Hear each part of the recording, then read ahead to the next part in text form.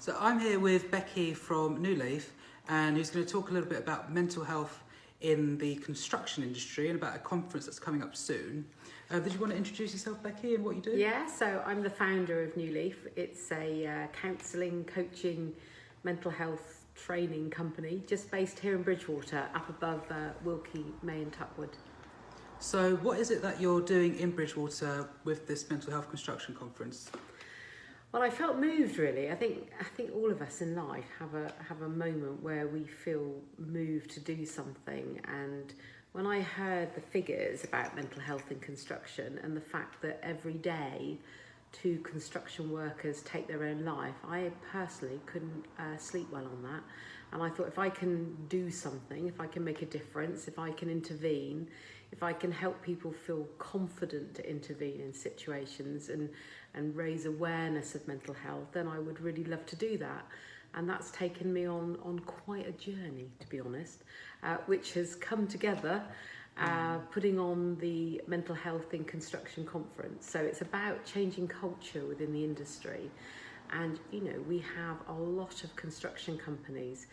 In fact, I think in the UK, I think it's 330,000 construction companies in the UK, of which 90% have no human resource department. You know, they're small companies, and these perhaps are going to miss out on some of the mental health awareness that the larger companies are doing. So my hope is that this conference will, you know, raise awareness of the issue. It will help people think, gosh, Bridgwater, you know, what can we do in Bridgwater to Why help Bridgwater though?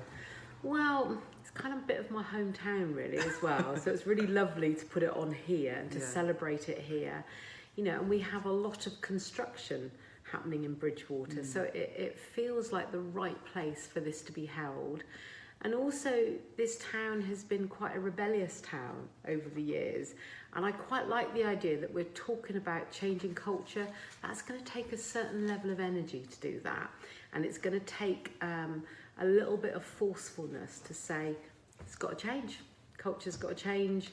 We've got to change the way in which we do contracts. We've got to mention mental health when we put in tenders. You know, it needs to be considered.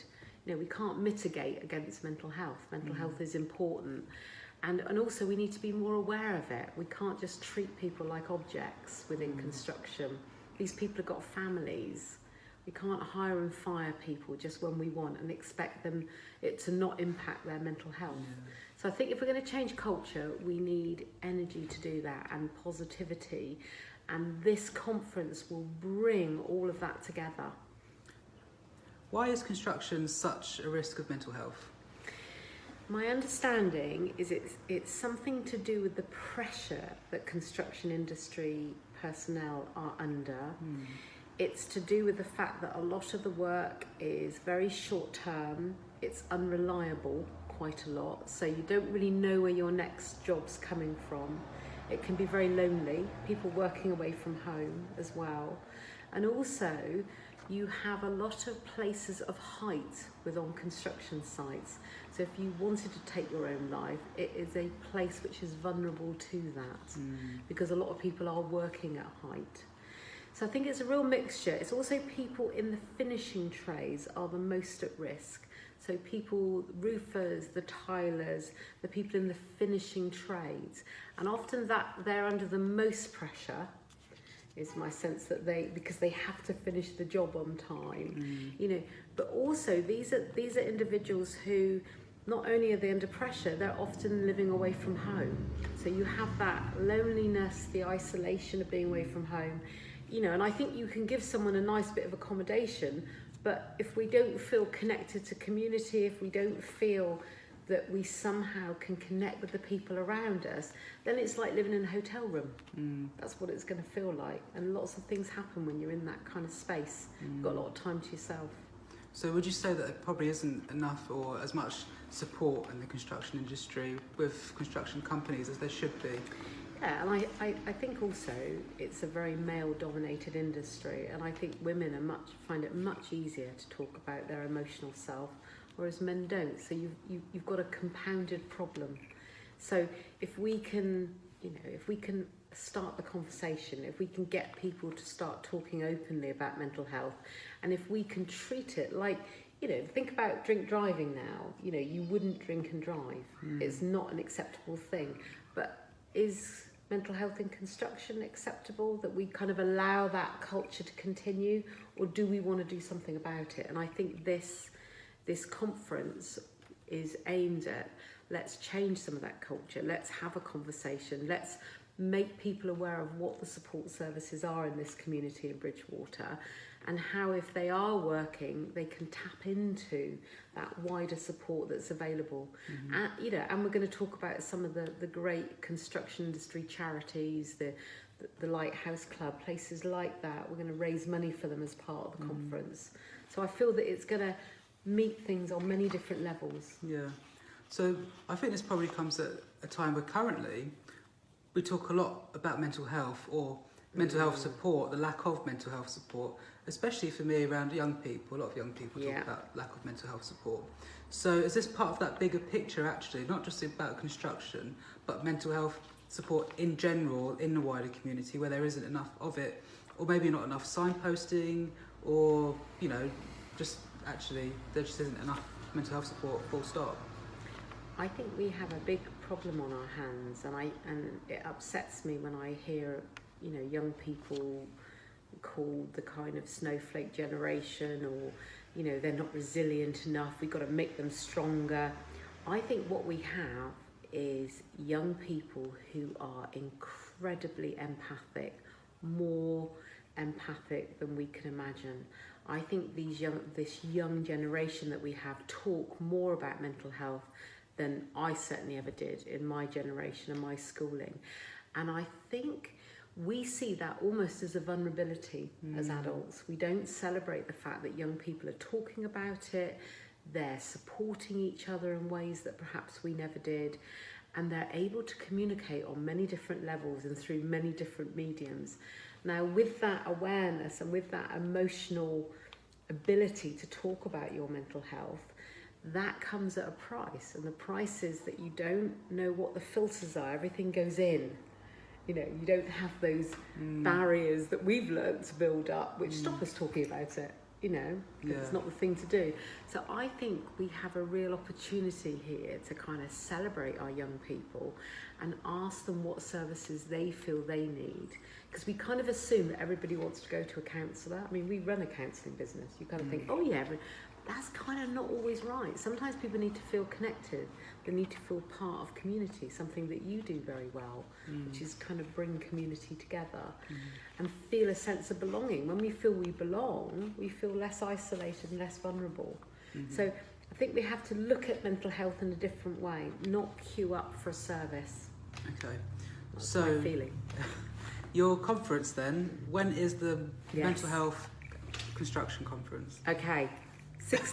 Book your ticket. 16th of May. It starts around 9:30 in the morning till 1 o'clock, so it's only half a day. And I want all the construction industry in Somerset to attend. We've got a venue that will hold, I think up to about 200 people, the canal side in Bridgwater. And I really want to encourage you to come and support the movement, because this is about you. It's not about me, not about you. It's about you. And we really want you to come along and listen to some amazing speakers talk about mental health in construction and all the things that they can do to make a difference, because we want people who attend to be part of that movement. So yeah, I shall look forward to seeing you. So one last question just before we head off. What is, I've heard about it before, but what is mental health first aid? Okay, so mental health first aid, have you heard of physical first aid? Yeah. Okay, so what's happening in the government is they're trying to create a parity, so an equal playing field between mental health and physical health. So they want to say that all health is mental health, whereas at the moment we talk about the two separately. So mental health first aid is the idea that in every workplace we would have a first aider who would be able to spot the signs of mental health, who would be able to say, do you know what, we need to do something, support this person in some way. So they would notice the signs, recognise the symptoms, and they would attend to that person. So they would meet, assess, support, and think about what services that person could access. And they would feel confident about having a difficult conversation, because most of us don't, and we shy away from it. So it's about giving someone the confidence to know the right thing to say, because most people fear they're going to make someone worse. And the more mental health first aiders we can have, the better. So part of what we do at New Leaf is we train up mental health first aiders within the workplace, but also interested individuals who maybe aren't in a workplace but are sole traders who think, actually, I want to know about this for my own well-being. Yeah. So it's a very positive 2-day course, and it accredits you for 3 years with Mental Health First Aid England. So it's a good thing to have on your CV as well, because you can take it with you wherever you go. But that sounds like, to me, like a shake-up of how businesses work and what goes on in businesses. And that's not something that would probably happen overnight, is it? It's something that would take quite a long time to implement. And I suppose it would also need support from central government to lead the way. Yeah, you're absolutely right. I mean, you're going to have quite a weight behind it to make it something that people value. Otherwise, it'll just be, oh, I don't want to deal with mental health. Call the mental health first aider in. It's about also their role is to raise awareness. So those individuals that do the course, I want to feel motivated and empowered to go out and do something within their workplace, have the conversation, try and raise awareness of mental health, and think about, what support services do we need, and where are the gaps in that we could try and look at. So, for example, we do pop-up wellbeing clinics for businesses. People can come, we run a little clinic, they can come for 30 minutes. That's not an hour of counselling, that's 30 minutes intervention as and when people need it. And I think there are different ways we could look at introducing this into businesses. So if businesses want to contact you, I can put a link on the description above, and they can get in contact with you that way. Yeah, we can either run an in-house one, or we're running them in the community. So in Bridgwater, about every month or every other month, we're putting on a 2-day course which people can book on, and you can get a discount if you're a Sedgemoor-based business. So you can get £50 off the price of it. Oh, cool. So it's very good. Well, I think that kind of rounds up our discussion today. Thank you so much for coming in. Thank you very much. All the best with all that you're doing. Good luck with the conference. Thank you. And then hopefully you'll have lots of people watching, wanting to come along and be part of it as well. I hope so, yeah. Please come along. It'd be lovely to see you. Thank you. Thank you.